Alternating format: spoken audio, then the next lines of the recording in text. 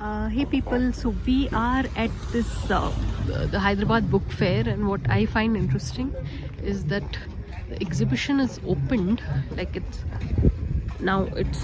almost there, but yeah, we opened, but the stalls are yet to be arranged, so many of them.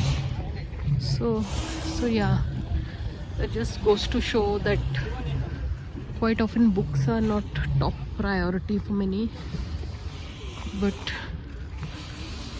yeah, this is how it is.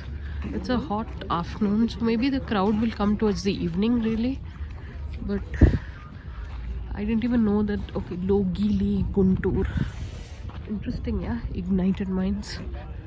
Do I actually want to walk till there?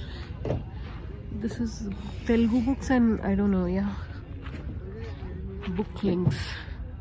So yeah, the reason I'm recording it like this is it's not every day you see that on the opening day itself the books are yet to be arranged. So yeah, so I'll take a look. I am not recording inside the bookshops because to maintain the sanctity of the place, right? So yeah, so on that note, thanks for watching and please subscribe.